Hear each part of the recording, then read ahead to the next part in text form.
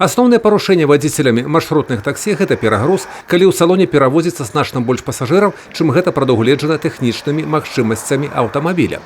Парушэнне правіл маневравання, праезд на забараняючы сігнал светлафора, размовы па мабільным тэлефоне і шмат іншых, ад чаго залежыць бяспека дарожнага руху і людзей у салоне.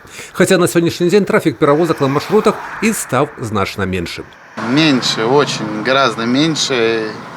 Я не знаю, можете посмотреть, 5 человек. Пассажиры поток изменился, мало людей стало ездить, потому что в связи с этим коронавирусом, многие позакрывались, фирмы, я так понимаю, на работу не ездят, и студенты учатся на домашних условиях.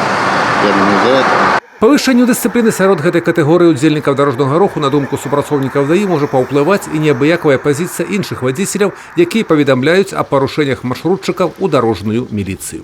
К сожалению, данные водители не задумываются о том, что граждане, которые садятся к ним в автомобиль, доверяют им самое дорогое – это жизнь и здоровье. Поэтому водитель должен сделать от себя максимум для того, чтобы человек попал из пункта А в пункт Б безопасно. За нарушение правил перевозки предусмотрена административная ответственность в виде предупреждения либо штрафа до 2 базовых величин.